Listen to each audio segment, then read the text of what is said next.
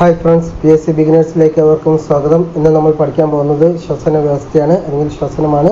എന്തിനാണ് നമ്മൾ ശ്വസിക്കുന്നത്, അത് എങ്ങനെയാണ് നടക്കുന്നത്, ഇതിനെക്കുറിച്ച് പഠിക്കാം. ആദ്യമായിട്ട് എന്തിനാണ് ശ്വസിക്കുന്നത്? നമുക്കറിയാം, നമ്മുടെ ശരീരത്തിന് ഒരുപാട് ഊർജ്ജം ആവശ്യമുണ്ട്. കാരണം ഒരുപാട് ജീവൽ പ്രവർത്തനങ്ങൾ നമ്മുടെ ശരീരം നടത്തുന്നുണ്ട്. അപ്പോൾ ഈ പ്രവർത്തനങ്ങൾക്ക് ആവശ്യമായ ഊർജ്ജം എങ്ങനെയാണ് ലഭിക്കുന്നത് എന്ന് വെച്ചാൽ, നമ്മൾ കഴിക്കുന്ന ഭക്ഷണം ആദ്യം വിഘടിച്ച് ഗ്ലൂക്കോസായി മാറ്റുന്നു.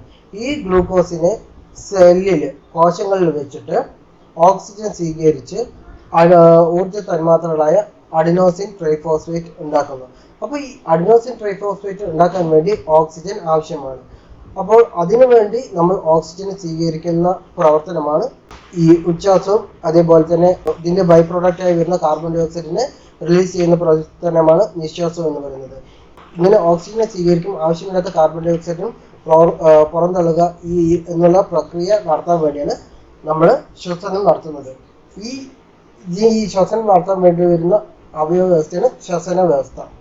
അപ്പോൾ പണ്ട് തന്നെ ലാവോസിയർ എന്ന ശാസ്ത്രജ്ഞൻ ഈ വിറക് കത്തുമ്പോഴുണ്ടാകുന്നതും അല്ലെങ്കിൽ ഫ്യൂവൽ കത്തുമ്പോഴും ഉണ്ടാകുന്ന പ്രവർത്തനവും അതുപോലെ ശരീരത്തിൽ നടക്കുന്ന ഈ പ്രവർത്തനവും ഒരുപോലെയാണ് എന്ന് തെളിയിച്ച ശാസ്ത്രജ്ഞനാണ് ലാവോസിയർ എന്ന് പറയുന്നത്.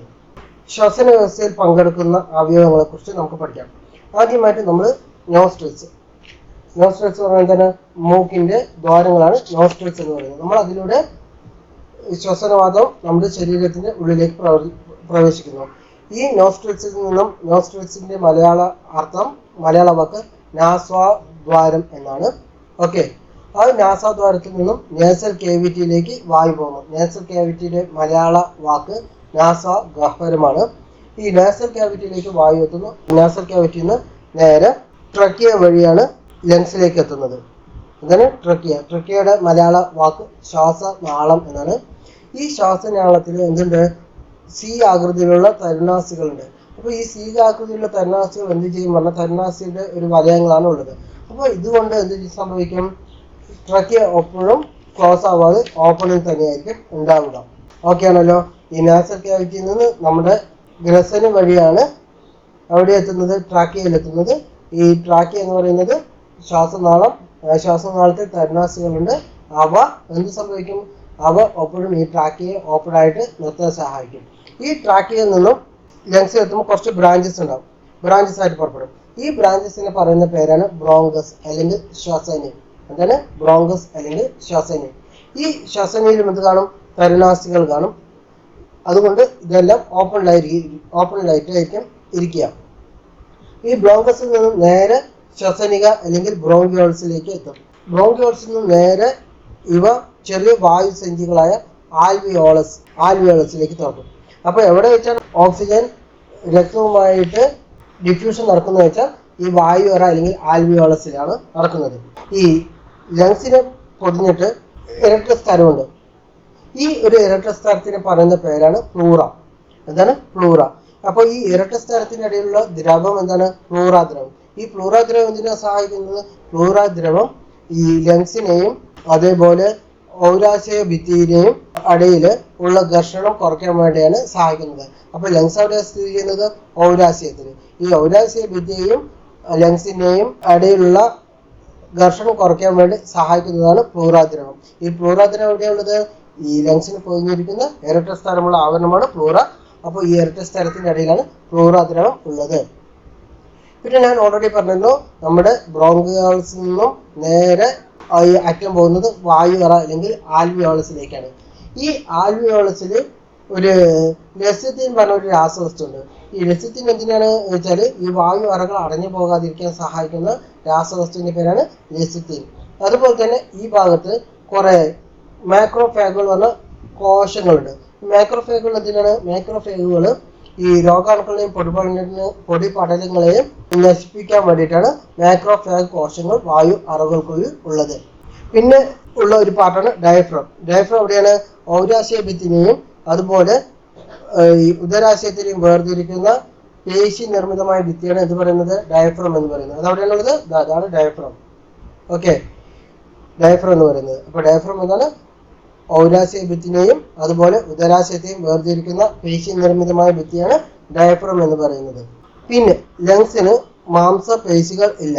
അതുകൊണ്ട് തന്നെ അവയ്ക്ക് സ്വന്തമായിട്ട് വികസിക്കാനോ അതുപോലെ സ്വന്തമായിട്ട് സങ്കോചിക്കാനോ കഴിയുകയില്ല. ഓക്കെ ആണല്ലോ. അപ്പൊ നമുക്ക് ഒന്നും കൂടി പറയാം എന്തൊക്കെയാണ് പാർട്സ് എന്ന് നോക്കാം. അപ്പൊ ശ്വസനത്തിന് സഹായിക്കുന്ന പാർട്സുകൾ ഏതൊക്കെയാണ്? ആദ്യമായിട്ട് നോസ്ട്രിൽസ്. നോസ്ട്രിൽസിന്റെ മലയാളം എന്താണ്? നാസാദ്വാരം. അപ്പോൾ ഈ നാസാദ്വാരത്തിലൂടെ നമ്മൾ വായുവിനെ ഉള്ളിലേക്ക് കയറ്റുന്നു. അതുകൊണ്ട് നാസൽ ക്യാവിറ്റിയിൽ എത്തുന്നു. നാസൽ ക്യാവിറ്റിയിൽ നിന്ന് ട്രക്കിയ എത്തുന്നു. ട്രക്കിയ അല്ലെങ്കിൽ ട്രക്കിയയുടെ മലയാളം എന്താണ്? ശ്വാസനാളം. അതുപോലെ നാസൽ ക്യാവിറ്റിയുടെ മലയാളം എന്താണ്? നാസാദ്വാരം. ഈ ട്രക്കിയുടെ മലയാളം എന്താണ്? ശ്വാസനാളം. ഈ ശ്വാസനാളത്തിൽ നിന്ന് അവിടേക്ക് പോകുന്നു, ബ്രോങ്കസിലേക്ക് പോകുന്നു. ബ്രോങ്കസിന്റെ മലയാളം എന്താണ്? ശ്വസനീയം. ശ്വസനയിൽ നിന്ന് നേരെ ശ്വസനിക, അതായത് ബ്രോങ്കിയോൾസിൽ എത്തുന്നു. ബ്രോങ്കിയോൾസിൽ നേരെ ആൽവിയോൾസിലേക്ക് എത്തുന്നു. പിന്നെ അവിടെയുള്ള പാർട്സുകൾ അതൊക്കെ പറയേണ്ടത് ഡയഫ്രം. ഡയഫ്രം എന്ന് പറയുന്നത് എന്താണ്? ഔരാശയത്തിനെയും ഉദരാശയത്തിനെയും വേർതിരിക്കുന്ന പേശി നിർമ്മിതമായ ഭാഗമാണ് ഡയഫ്രം എന്ന് പറയുന്നത്. അതുപോലെ ലങ്സിനെ പൊതിഞ്ഞിരിക്കുന്ന ഇരട്ട സ്ഥലമാണ് പ്ലൂറ. അവിടെയുള്ള ദ്രവമാണ് പ്ലൂറ ദ്രവം. ഈ പ്ലൂറ ദ്രവം എന്ത് ഘർഷണം കുറയ്ക്കാൻ സഹായിക്കുന്നു? ലങ്സിന്റെയും അതുപോലെ ഔരാശയ ഭിത്തിന്റെയും ഇടയിലുള്ള ഘർഷണം കുറയ്ക്കാൻ സഹായിക്കുന്നതാണ് ഈ പ്ലൂറ ദ്രവം എന്ന് പറയുന്നത്. ഇനി ആൽവിയോളസുകളെ കുറിച്ച് നോക്കാം. ഈ ആൽവിയോളസ് എന്ന് പറയുന്നത് ശ്വസനിക, ഞാൻ പറഞ്ഞിരുന്നു, ബ്രോങ്കിയോൾസിന്റെ അഗ്രഭാഗത്ത് കാണുന്ന ഇലാസ്തികതയുള്ള അതിലോല സ്ഥലകാരകളാണ് ആൽവിയോളസുകൾ എന്ന് പറയുന്നത്. ഇവയുടെ ഉപരിതലത്തിൽ വലക്കണുകൾ പോലെ ധാരാളം രക്തരോമികളുണ്ട്. 2 ശ്വാസകോശങ്ങളിലുമായിട്ട് ഏകദേശം 70 കോടി ആൽവിയോളസുകളുണ്ട്. ഇവ എന്തിനാ സഹായിക്കുന്നത്? പ്രതല വിസ്തീർണം ഇൻക്രീസ് ചെയ്യാൻ സഹായിക്കുന്നു. അതുകൊണ്ട് തന്നെ ഈസി ആയിട്ട് വാതവിനിമയം നടത്താനും ഈ ആൽവിയോളസുകൾ സഹായിക്കുന്നു. പിന്നെ ഇവിടെയുള്ള ആൽവിയോളസിൽ ഉണ്ടാകുന്ന ഒരു രാസവസ്തുവാണ് ലെസിത്തിൻ എന്ന് പറയുന്നത്. ഇവ എന്തിനാ സഹായിക്കുന്നത്? വായു അറകൾ അടഞ്ഞു പോകാതിരിക്കാൻ സഹായിക്കുന്നവയാണ് ലെസിത്തിൻ എന്ന് പറയുന്നത്. മൈക്രോഫാഗുകളുണ്ട്. ഈ മൈക്രോഫാഗ് കോശങ്ങൾ എന്തിനാണ് സഹായിക്കുന്നത്? മൈക്രോഫാഗ് കോശങ്ങൾ അവിടെയുള്ള പൊടിപടലങ്ങളെയും അതുപോലെ ബാക്ടീരിയ അങ്ങനെയുള്ള രോഗാണുക്കളെയൊക്കെ നശിപ്പിക്കാൻ സഹായിക്കുന്നവയാണ് മൈക്രോഫാഗ് കോശങ്ങൾ എന്ന് പറയുന്നത്. ഇനി വെന്റിലേഷൻ.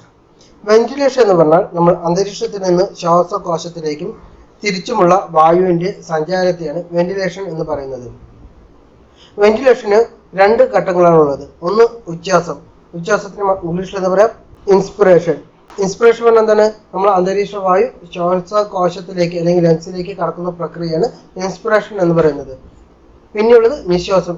നിശ്വാസം പറഞ്ഞാൽ എക്സ്പിറേഷൻ, അതായത് നമ്മുടെ ശ്വാസകോശത്തിൽ നിന്നും ആവശ്യമില്ലാത്ത കാർബൺ ഡൈ ഓക്സൈഡിനെ പുറത്തു കളയുന്ന അന്തരീക്ഷ വായുവിലേക്ക് കടത്തുന്ന പ്രവർത്തനമാണ് എക്സ്പിറേഷൻ അല്ലെങ്കിൽ നിശ്വാസം എന്ന് പറയുന്നത്. അപ്പൊ ഇതെങ്ങനെയാണ് നടക്കുക എന്ന് നോക്കാം. ആദ്യമായിട്ട് ഉച്ഛ്വാസം, അതായത് വായുവിനെ ഉള്ളിലേക്ക് എടുക്കുന്നു. അപ്പോൾ വായുവിനെ ഉള്ളിലേക്ക് എങ്ങനെ എടുക്കാം? നമ്മൾ ഉച്ഛ്വസിക്കുന്ന സമയത്ത് ആദ്യം എന്താ സംഭവിക്കുക വെച്ചാൽ ഈ റിബ്സിന്റെ ഇടയിലുള്ള ഇന്റർകോസ്റ്റൽ മസിൽസ് സങ്കോചിക്കും. അപ്പൊ ഇന്റർകോസ്റ്റൽ മസിൽസ് സങ്കോചിക്കുമ്പോൾ എന്ത് സംഭവിക്കും? ഈ റിബ്സ് പറഞ്ഞാൽ വാരിയലുകൾ. ഈ വാരിയലുകൾ എന്ത് ചെയ്യും? വാരിയലുകൾ പുറത്തോട്ട് പോകും. ഓക്കെ, വാരിയലുകൾ പുറത്തോട്ട് പോകും, അതായത് വാരിയലുകൾ ഉയരും. വാരിയലുകൾ ഉയരുമ്പോൾ എന്ത് സംഭവിക്കുക? അതുപോലെ ഡയഫ്രം എന്ത് ചെയ്യും? ഡയഫ്രം വന്നിട്ട് താഴേക്ക് പോയിട്ട് സങ്കോചിക്കും. അപ്പൊ എന്താ സംഭവിക്കുക?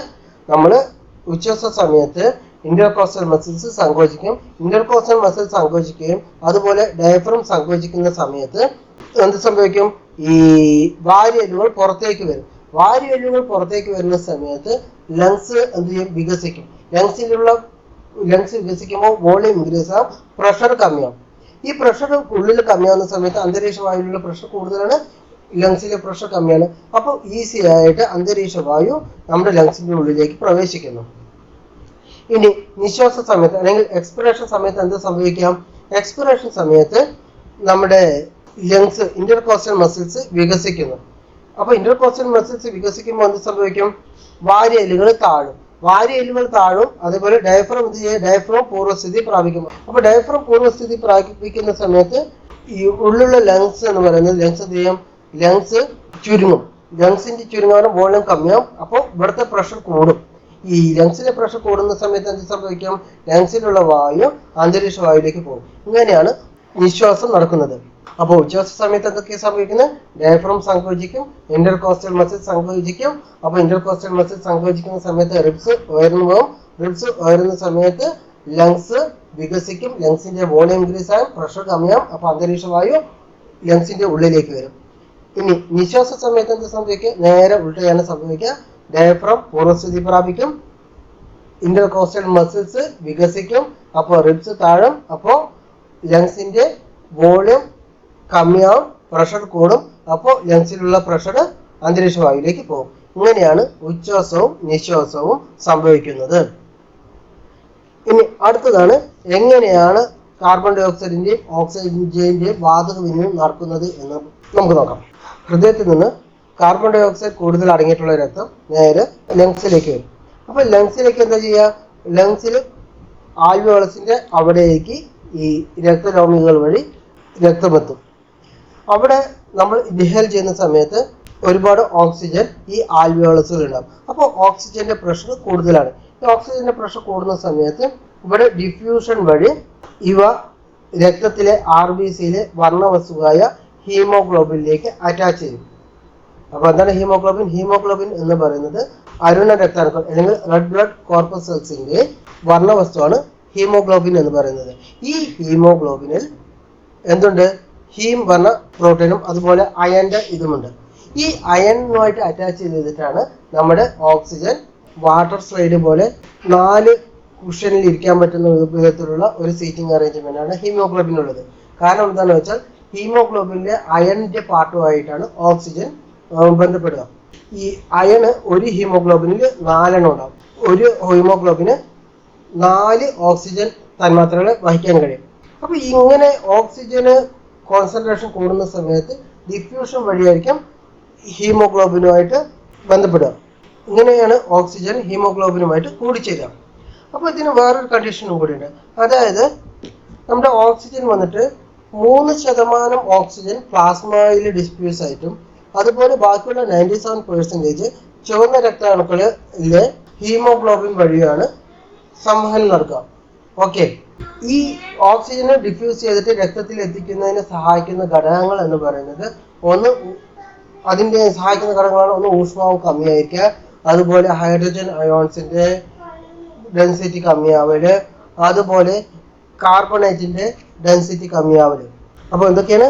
അപ്പോൾ ഈ കാർബൺ ഡൈ ഓക്സൈഡിന്റെ മർദ്ദം കമ്മിയാവല്, അതുപോലെ ഊഷ്മാവിന്റെ കമ്മിയാവൽ എന്ന് പറയുന്നവയൊക്കെ നമ്മുടെ ഓക്സിജന് ഹീമോഗ്ലോബിനിലേക്ക് സംയോജനത്തിന് ഈസി ആക്കുന്ന ഘടകങ്ങളാണ്.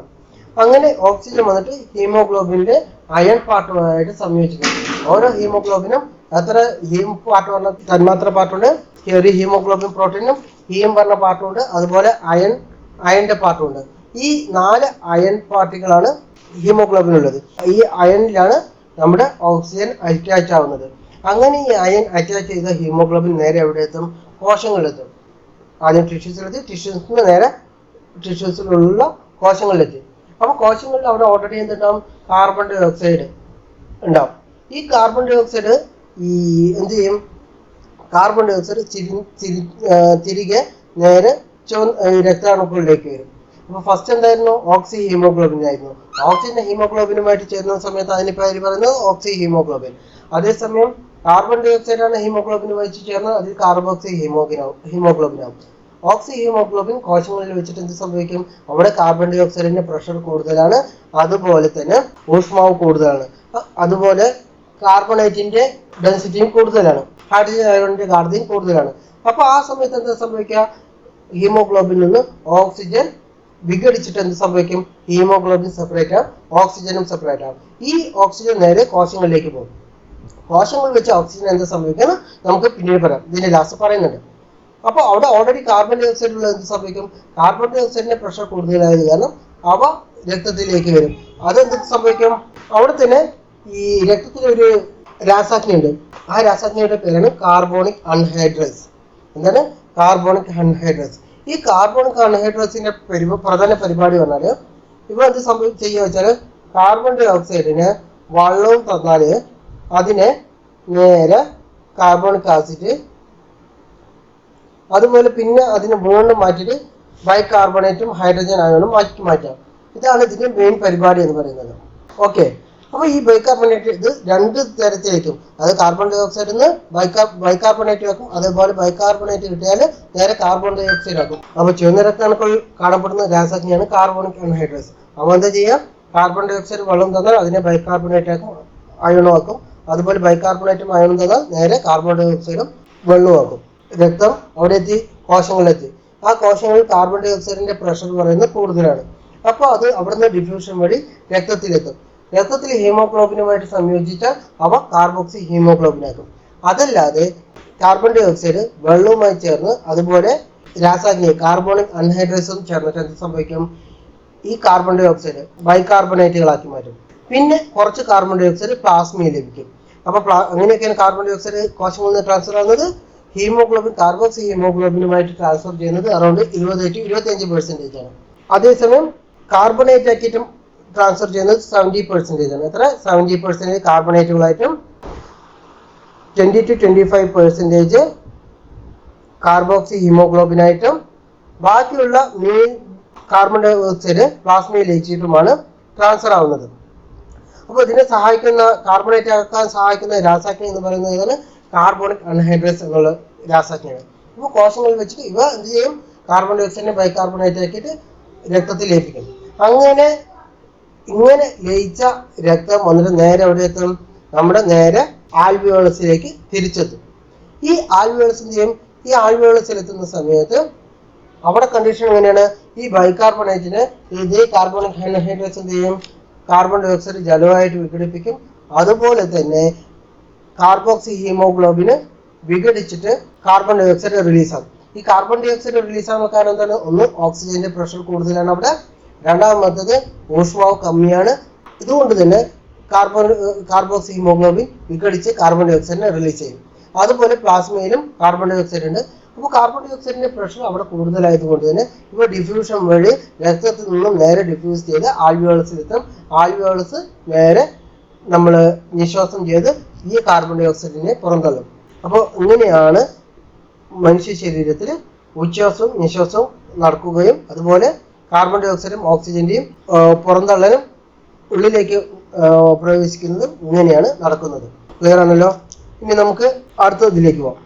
സർഫക്റ്റന്റ് എന്ന് പറഞ്ഞാൽ വായു നിറയുമ്പോൾ സുഗമമായി വികസിക്കാനും വായു ഒഴിയുമ്പോൾ പതുക്കെ ചുരുങ്ങാനും ആൽവിയോളസുകളെ സഹായിക്കുന്നത് അതിനുള്ളിൽ സർഫക്റ്റന്റ് എന്ന പദാർത്ഥങ്ങളാണ്.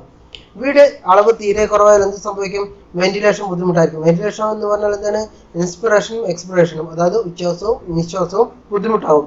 അപ്പോൾ ഇത് നമ്മൾ ഓർക്കണം. എന്താണ് സർഫക്റ്റന്റ് എന്ന് പഠിക്കണം. സർഫക്റ്റന്റ് എന്ന് പറഞ്ഞാൽ ആൽവിയോളസുകളിൽ വായു ഒഴിയുമ്പോഴും വായു വികസിക്കാനും അതുപോലെ ചുരുങ്ങാനും ആൽവിയോളസുകളെ സഹായിക്കുന്നത് പദാർത്ഥമാണ് സർഫക്റ്റന്റ് എന്ന് പറയുന്നത്. പിന്നെ രണ്ടാമത്തത് നമ്മുടെ ഹൈഡ്രജൻ കാർബണേറ്റിനെ ഇൻഡിക്കേറ്റർ ആയിട്ട് ഉപയോഗിക്കുകയെന്ന് വെച്ചാൽ കാർബൺ ഡൈ ഓക്സൈഡ് ഹൈഡ്രജൻ കാർബണേറ്റുമായിട്ട് ഇതാവുകയാണെന്ന് വെച്ചാൽ എന്ത് സംഭവിക്കും? അതിന്റെ നിറം ചുവപ്പിൽ നിന്ന് മഞ്ഞ നിറമാകും. അപ്പൊ നിങ്ങൾ കെമിസ്ട്രി വാട്ടിൽ വേണമെങ്കിൽ ചോദിക്കാം, ഹൈഡ്രജൻ കാർബണേറ്റിലേക്ക് കാർബൺ ഡൈ ഓക്സൈഡ് ചേർന്നാൽ അതിന്റെ നിറം എന്തിലേക്കാവാം? ഓക്കെ, അപ്പൊ എന്താണ് അതിന്റെ ആൻസർ? ചുവപ്പിൽ നിന്ന് മഞ്ഞ നിറമാകും. അതുപോലെ തന്നെ കാർബൺ ഡൈ ഓക്സൈഡ് ചുണ്ണാമ്പ് വെള്ളത്തിന് എന്ത് കളറാണ് കൊടുക്കുക? പാൽ നിറം കൊടുക്കും. അത് ഒരുപാട് തവണ ചോദിച്ചിട്ടുള്ള ക്വസ്റ്റ്യൻ ആണ് ഇത്. ഓക്കെ, അത് പഠിക്കുക. കാർബൺ ഡൈ ഓക്സൈഡ് ചുണ്ണാമ്പ് വെള്ളവുമായിട്ട് പ്രവർത്തിച്ചാൽ അതിന് ചുണ്ണാമ്പ് വെള്ളത്തിന് എന്ത് കളറാണ് ആവുക? പാൽ കളറാവും. അടുത്തത് ഞാൻ ഇവിടെ വരച്ചിട്ടുണ്ട്, ഇവിടെ ഓൾറെഡി കാണിച്ചിട്ടുണ്ട്. ആൽവിയോളസിൽ എങ്ങനെയാണ്? ആൽവിയോളസിൽ ഓക്സിജന്റെ ഗാഢത കൂടുതലാണ്. അതുകൊണ്ട് തന്നെ ആൽവിയോളസിൽ ഡിഫ്യൂഷൻ വരെ രക്തലോമികളിലെ രക്തത്തിലേക്ക് ഓക്സിജൻ ഡിഫ്യൂഷനിലൂടെ വ്യാപിക്കുന്നു. അങ്ങനെ ഡിഫ്യൂഷനിലൂടെ വ്യാപിച്ചു അതുപോലെ തന്നെ ചെറിയൊരു പാർട്ട് ഓക്സിജന് പ്ലാസ്മയിൽ ലയിച്ചിട്ട് അങ്ങനെയും ട്രാൻസ്ഫർ ചെയ്യുന്നു. അതങ്ങനെ അറൗണ്ട് 3%. ബാക്കിയുള്ള 97% എങ്ങനെയാണ് പോകുന്നത്? ഓക്സി ഹീമോഗ്ലോബിനായിട്ട്. ഓക്സിജൻ ഹീമോഗ്ലോബിനുമായിട്ട് പ്രവർത്തിച്ചാൽ കിട്ടുന്നതാണ് ഓക്സി ഹീമോഗ്ലോബിൻ. അങ്ങനെ ഓക്സി ഹീമോഗ്ലോബിൻ വഴി രക്തം എത്തുന്നു, ഹൃദയം പമ്പ് ചെയ്യുന്നു. അങ്ങനെ ഈ രക്തം എവിടെ എത്തുന്നു? കോശങ്ങളിലെത്തുന്നു. കോശങ്ങളിൽ വെച്ചിട്ട് എന്ത് സംഭവിക്കും? ഈ ഓക്സി ഹീമോഗ്ലോബിൻ വികസിപ്പിച്ച് ഓക്സിജനും ഹീമോഗ്ലോബിനുമാവും. ഈ ഓക്സിജനും ഹീമോഗ്ലോബിനും അവിടെ ഉണ്ടാകാനുള്ള കാരണം എന്തൊക്കെയാണ്? അവിടെയുള്ള കാർബൺ ഡൈ ഓക്സൈഡിന്റെ പ്രഷർ കൂടുതലാണ്, അതുപോലെ തന്നെ ഹൈഡ്രജൻ അയോണിന്റെ ഗാഢത കൂടുതൽ, അതുപോലെ ടെമ്പറേച്ചർ കൂടുതൽ. ഇവയൊക്കെ കൊണ്ട് ഓക്സി ഹീമോഗ്ലോബിൻ വിഘടിപ്പിച്ച് ഓക്സിജനെ ഫ്രീ ആക്കും. ഈ ഓക്സിജൻ എന്ത് ചെയ്യും? ഡിഫ്യൂഷനിലൂടെ കോശത്തിനകത്തേക്ക് പ്രവർത്തിക്കും. അവിടെ കാർബൺ ഡൈ ഓക്സൈഡിന്റെ പ്രഷർ കൂടുതലാൽ കാർബൺ ഡൈ ഓക്സൈഡ് ഡിഫ്യൂഷൻ ചെയ്ത് കാർബോക്സി ഹീമോഗ്ലോബിനെ ആയിട്ട് ഹീമോഗ്ലോബിൻ വരും. അതില്ലാതെ പ്ലാസ്മയിൽ ഒരു 5% ലഭിക്കും. അതില്ലാതെ ഒരു 70% എങ്ങനെയാ ഇതാവുക? ബൈകാർബണേറ്റ് ആയിട്ടാണ് രക്തത്തിലേക്ക്. ഈ ബൈകാർബണേറ്റ് ആകാൻ സഹായിക്കുന്ന രാസാഗ്നി ഏതാണ്? Carbonic anhydrase. അങ്ങനെ ഈ ലയിച്ച രക്തം നേരെ എവിടത്തെത്തും? ലയിച്ച് നേരെ എത്തും, ഹൃദയത്തിലെത്തും, ഹൃദയം പമ്പ് ചെയ്തിട്ട് നേരെ ലങ്സിലെത്തും. ലങ്സിൽ വെച്ച് എന്ത് സംഭവിക്കും? ഈ കാർബോക്സി ഹീമോഗ്ലോബിൻ വിഘടിച്ച് കാർബൺ ഡൈ ഓക്സൈഡിനെ റിലീസ് ചെയ്യും. അതുപോലെ തന്നെ കാർബോണിക് അൺഹൈഡ്രേസ് ബൈകാർബണേറ്റിനെ വിഘടിപ്പിച്ച് കാർബൺ ഡൈ ഓക്സൈഡും വെള്ളവുമാക്കും. ഈ കാർബൺ ഡൈ ഓക്സൈഡും അതുപോലെ പ്ലാസ്മയിൽ ലയിച്ച കാർബൺ ഡൈ ഓക്സൈഡും അതുപോലെ കാർബോക്സി ഹീമോഗ്ലോബിൻ വിഘടിപ്പിച്ച കാർബൺ ഡൈ ഓക്സൈഡിന്റെ പ്രഷർ കൂടിയതിനാൽ അവ ഡിഫ്യൂഷൻ ചെയ്ത് അവിടേക്ക് പോകും, ആൽവിയോളസിലേക്ക് പോകും. അപ്പൊ ഈ രണ്ട് തരം ഇതാണ് നടക്കുന്നത്. ഓക്കെ, അങ്ങനെ ഓക്സിജൻ എങ്ങനെ എത്തും? ഓക്സിജൻ ഇവിടെ എത്തും. അതുപോലെ തന്നെ കാർബൺ ഡൈ ഓക്സൈഡ് തിരിച്ച് നേരെ ആൽവിയോളസിലേക്കും രക്തം വഴി തിരിച്ചു വരും. അപ്പൊ ഈ കോശങ്ങൾ വെച്ചിട്ടുള്ള വായു ട്രാൻസ്ഫർ എന്താ പറയുക? സിസ്റ്റമിക് വാതക വിനിമയം. എന്താ പറയുക? സിസ്റ്റമിക് വാതക വിനിമയം. അതുപോലെ തന്നെ ആൽവിയോളസിൽ വെച്ച് നടക്കുന്ന വാതക വിനിമയത്തിന് എന്താ പറയുക? ആൽവിയോളാർ വാതക വിനിമയം എന്നും പറയുന്നു. ഓക്കെ, ഇനി മൊത്തമായിട്ട് ശ്വസനം രണ്ട് വിധത്തിൽ നടക്കാം. അതായത് മൊത്തം ജീവികളെല്ലാം എടുക്കുകയാണെന്ന് വെച്ചാൽ രണ്ട് തരത്തിലുള്ള ശ്വസനമുണ്ട്.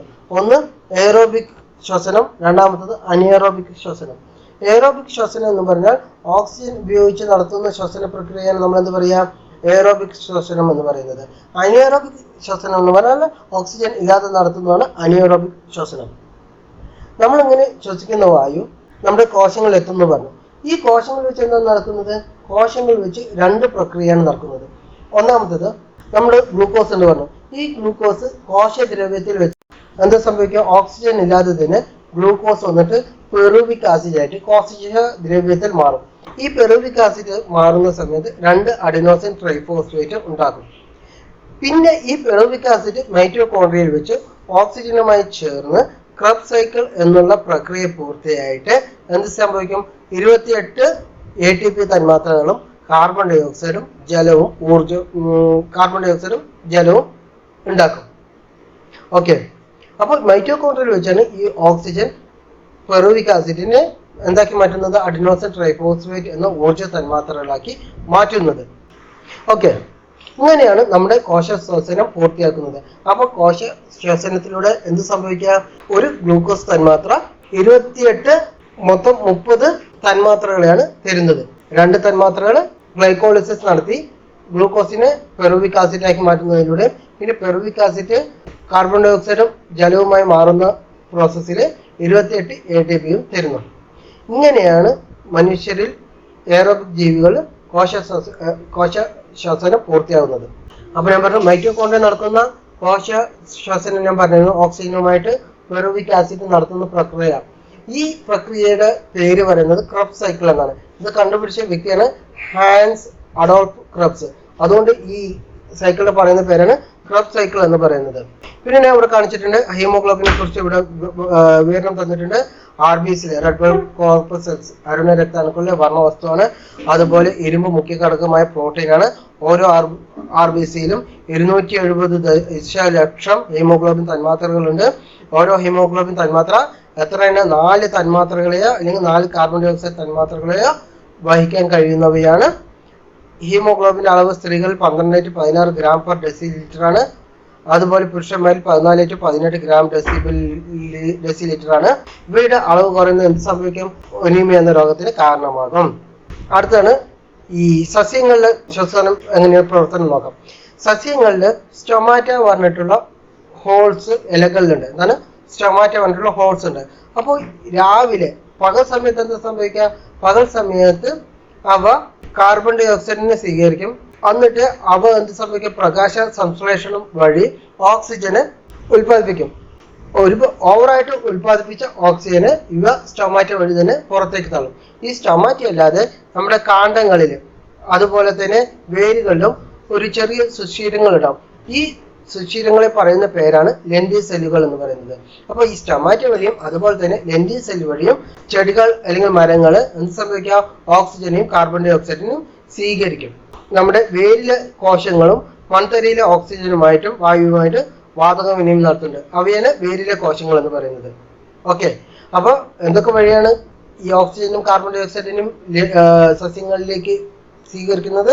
ഒന്ന് ഇലകളിലെ സുഷിരങ്ങളായ സ്റ്റൊമാറ്റ, കാണ്ഡങ്ങളിലെയും അതുപോലെ വേരുകളിലുമുള്ള ചെറു സുഷിരങ്ങളായ ലെന്റി സെല്ലുകൾ, അതുപോലെ വേരിലെ ചെറിയ കോശങ്ങൾ. പകൽ സമയത്ത് എന്താ സംഭവിക്കുക? പകൽ സമയത്ത് കാർബൺ ഡൈ ഓക്സൈഡിനെ സ്വീകരിച്ച് പ്രകാശ സംശ്ലേഷണം വഴി ഓക്സിജനെ റിലീസ് ചെയ്യും. ഒരുപാട് അധികമുള്ള ഓക്സിജനെ അവ ഗ്രന്ഥി സെല്ലും അതുപോലെ സ്റ്റൊമാറ്റോ വഴിയും തന്നെ പുറന്തള്ളുകയും ചെയ്യുന്നു. ബാക്കി രാത്രിയുള്ള സമയത്ത് എന്താ സംഭവിക്കുക? രാത്രി സമയത്ത് അവയ്ക്ക് ശ്വസനം നടക്കേണ്ടി വരുന്നു. അതുകൊണ്ട് അവ കാർബൺ ഡൈ ഓക്സൈഡിനെ പുറന്തള്ളും. ഓക്കെ, ക്ലിയർ ആണല്ലോ. അടുത്തത് ഞാൻ പറഞ്ഞിരുന്നു, നമ്മുടെ ചെറിയ ജീവികൾ, ഏകകോശ ജീവികൾ, അതുപോലെ ചെറിയ ജീവികളിൽ ഈ എയറോബിക് പ്രവർത്തനമല്ല നടക്കുന്നത്. അവയിൽ അനിയറോബിക് അനിയറോബിക് ശ്വസനമാണ് നടക്കുന്നത്. അപ്പൊ അനിയറോബിക് ശ്വസനം എന്ന് പറഞ്ഞാൽ ഓക്സിജൻ ആവശ്യമില്ലാത്ത ശ്വസനമാണ് അനിയറോബിക് ശ്വസനം എന്ന് പറയുന്നത്. അപ്പൊ ചിലതരം ബാക്ടീരിയകളും അതുപോലെ ഈസ്റ്റ് എന്നിവയിലെല്ലാം എന്ത് സംഭവിക്കാം? ചിലവയിൽ ഗ്ലൂക്കോസിനെ പെറൂവിക് ആസിഡ് ആക്കി മാറ്റും. ചിലവയിൽ എന്ത് സംഭവിക്കും? ഗ്ലൂക്കോസിനെ ലാക്റ്റിക് ആസിഡ് ആക്കി മാറ്റും. അപ്പൊ ഈസ്റ്റിലൊക്കെ എന്താ സംഭവിക്കുക വെച്ചാൽ, നമ്മൾ മാവ് പുളിക്കുന്നത് എന്താണ്? മാവ് പുളിക്കുന്നത് ഈ ഈസ്റ്റിനെ എന്ത് സംഭവിക്കുക? ആൽക്കഹോൾ ഫെർമെന്റേഷൻ വഴിയാണ് ഇങ്ങനെ ഈസ്റ്റ് പ്രവർത്തനം അനിയറോബിക് ശ്വസനം നടത്തുന്നത്. അതേസമയം ചിലവയുണ്ട് ലാക്ടോബാസിലസ് ബാക്ടീരിയ. അവ എന്താ ചെയ്യുക? അവയിൽ ലാക്റ്റിക് ആസിഡാണ് ഉണ്ടാക്കുക.